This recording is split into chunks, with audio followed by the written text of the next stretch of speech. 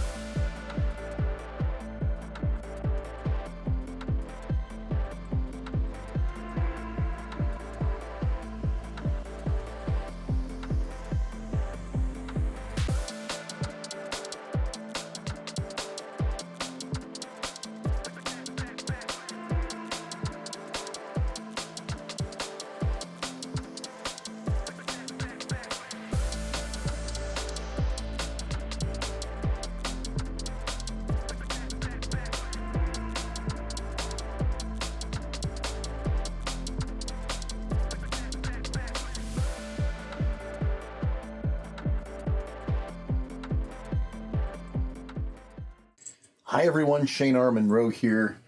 This is my brand new baby, the RX DT-75. $10. Actually, it was more like $8.50 after coupon. $8.50 for this guy. Retailed about $450 retail back in 1993. Still goes for insane prices.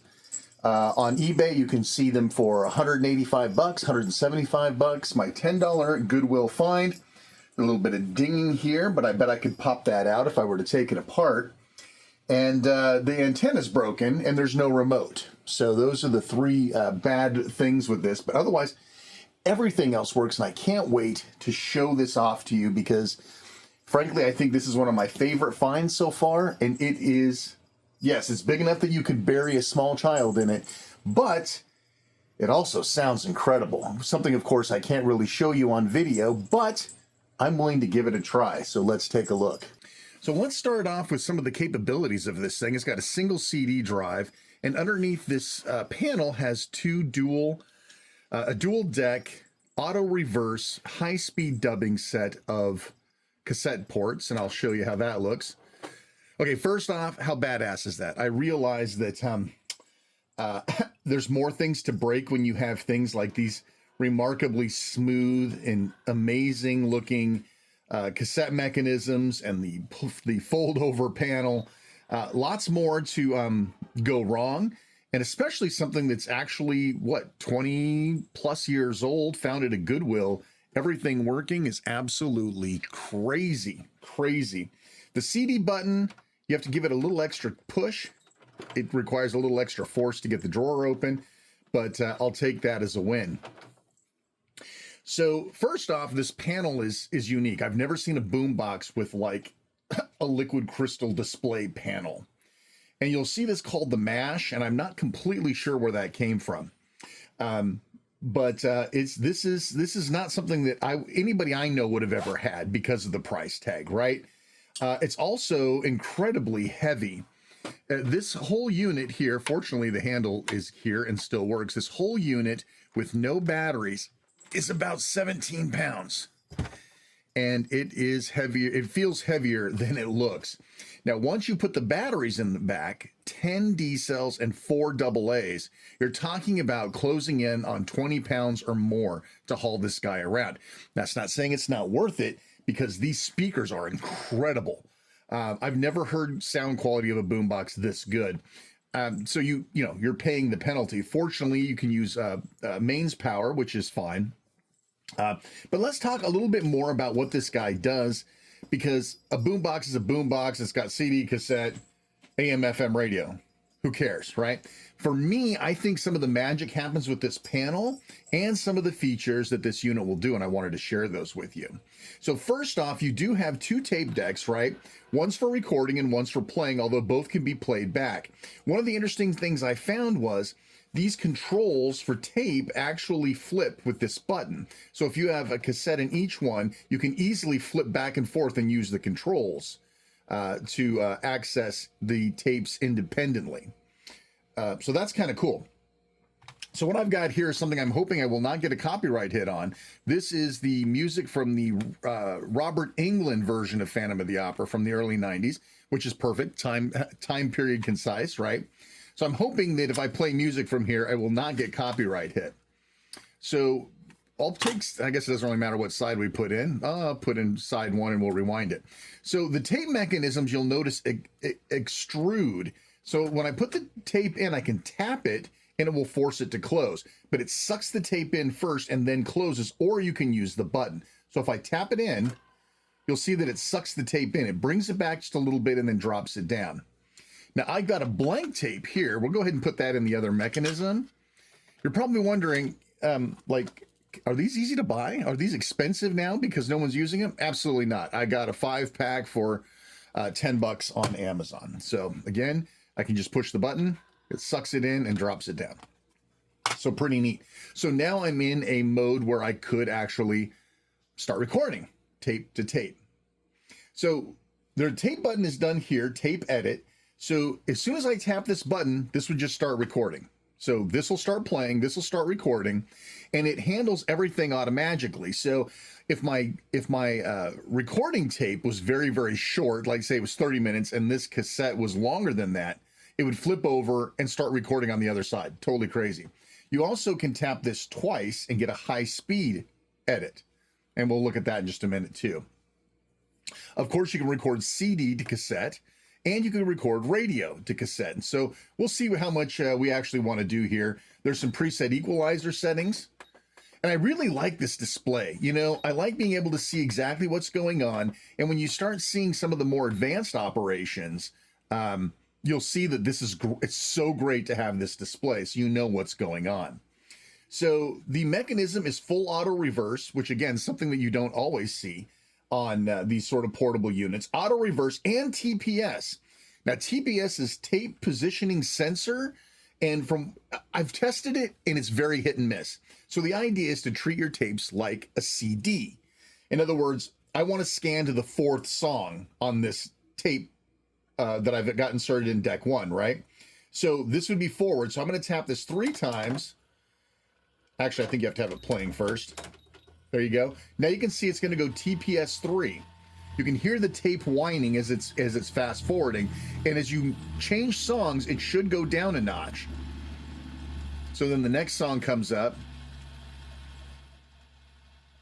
The next song. So now it's going to song 3. And then it should stop, rewind a little bit, and play. Now let's see if it worked. That might actually be the right song. Now, now remember, this is a cassette. It's used and it's old.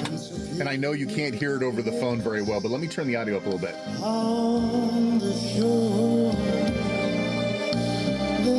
This is really damn loud, and there's 0 distortion coming out of the speakers. That's unbelievable. I'm going to turn it back down now. So that's crazy. I mean, I've never heard a boombox with that kind of quality and that kind of volume with 0 distortions, especially when you start kicking on the equalizers, right? So I can sit here and pop the equalizer over to, like, say, clear or soft. And, you know, it's an equalizer. What do you want? So I'm going to stop this. I'm going to rewind the tape. We're going to go back to the beginning. You do have a tape counter. It says it is not minute by minute accurate, but it's kind of close. So you have some sort of an idea. And of course you have all this sub menu to go through. You can set the time, set all sorts of different things that you want to set. We're not going to probably dig too deep into the menu system, but all sorts of things to do. You've got timers, so you can set a timer to record from the radio. You can set a sleep timer to play music until you're ready to go to sleep. Unbelievable amount of features here. So now the deck is rewound. So deck 1 has our original. This has our empty tape. It's really just as simple as pressing this button. That's it. So this is going to start playing. This is starting to record. And you can see all sorts of good stuff going on here. So we're currently recording in this direction. The tape is moving forward, right? And both tape drives are online, etc., etc. So that's cool. I mean, just stick a couple tapes in, press a button, and you call it a day, right? Now, I guess I'm really hoping there's no content hits here. Probably would be, but anyway. So now I'm gonna change it to high. I don't know if you can do it mid-process or not. You can't. So let me stop. Now I'm gonna tap this twice. Now you're gonna hear the chipmunk version of Phantom of the Opera.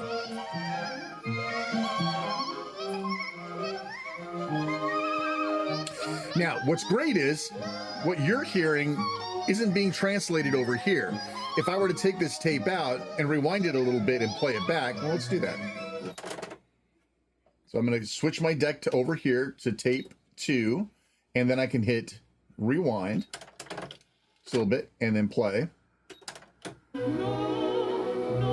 This was what was being recorded in high speed. And by the way, this is how good the recording sounds. Of course, it's a brand new tape. That's pretty good. All right. I didn't mean to hit power, but whatever, that works too. All right, so that's how that works. High-speed dubbing, forward and reverse dubbing. It's crazy. There's just so much to see and do. Let me rewind that. Back to the beginning of the tape. This is deck 2 we're on right now. See? That's how you know. I love this panel. I know it's more to go wrong, and this opening closing is just begging for problems. But I think I might be going the wrong direction. I should have taken less time.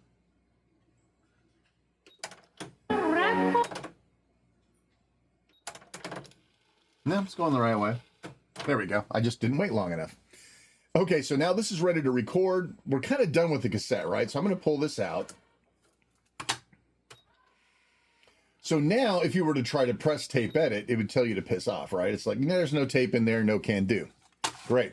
So we're going to take this Sheryl Crow CD, sent to me, by the way, Goodwill special here, sent to me by my friend Javier. So we're going to pop this in, and again, we're going to hope that there's no content strike. What I really need to do is like Techmoan and all these other guys do, and create some sort of a royalty-free disc, but, you know, I don't. So now I can pop over to the CD. So again, and it'll show you all the tracks. I'm gonna stop. I want to take a look here. So it'll show you all the tracks. Now, we're not going to do it for this video, but you can literally, so this should be 11 tracks, so there's one more than what this display can show. You can actually go in here with the menu and the buttons and say, I want track 2, 4, 6, 8, 10, and 11, and you can play them back.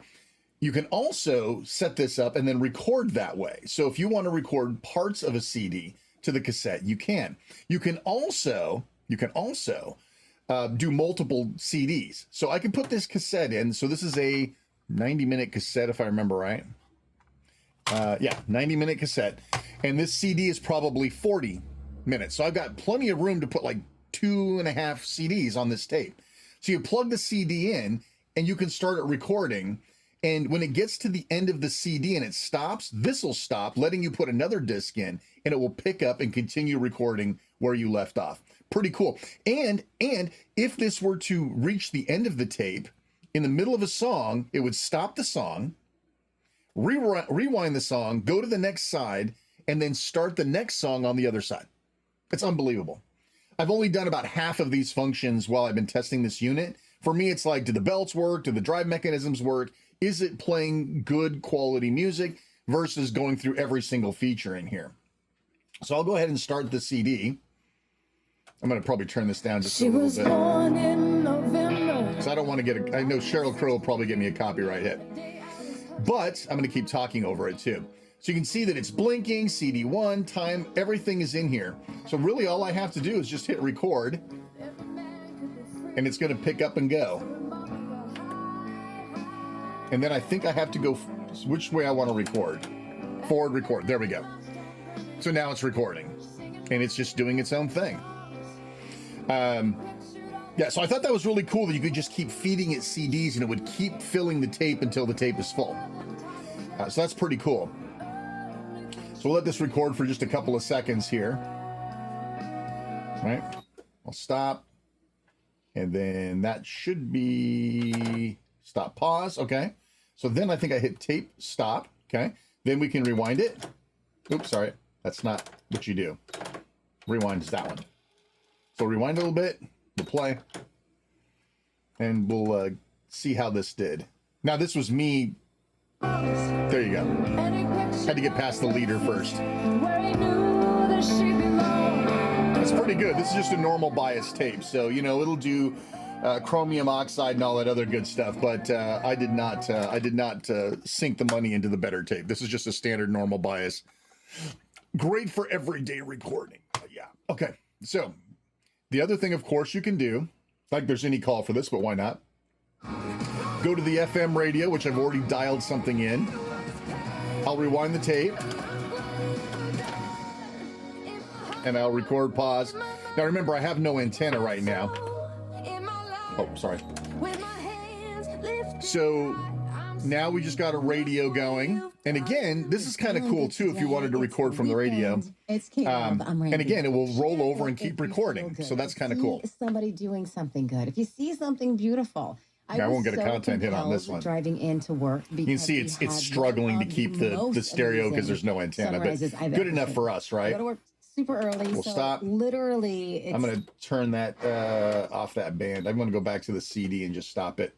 So now we'll just rewind this guy, play, and we should get some of that radio playback once it gets past the leader.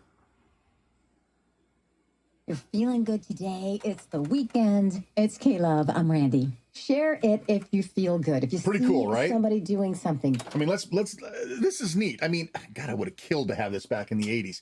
But this is obviously only useful to a certain subset of people.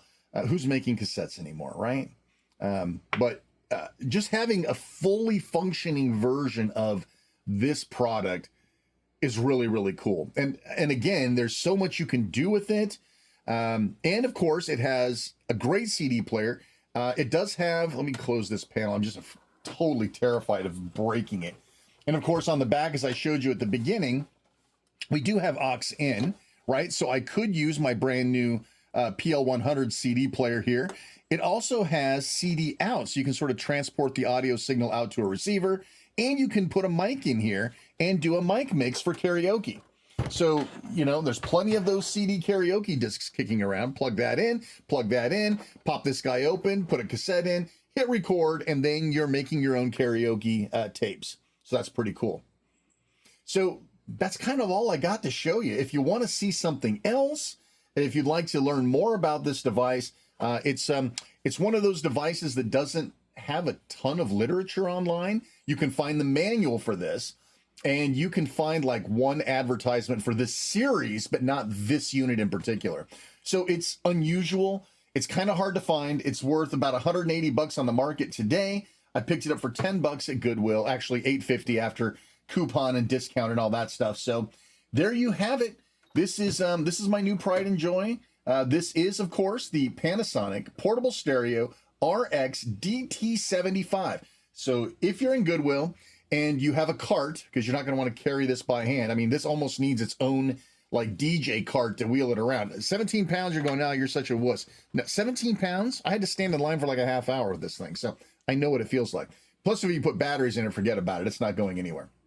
But listen, I hope you like what we're doing here. If you're enjoying these musical segments, this audio, the physical media stuff, please like, subscribe, hit the bell, leave a comment. We'd like to know more about what you want to see with regards to music. I'm Shane R. Monroe. Thanks so much for watching. Take care, and we'll see you next time.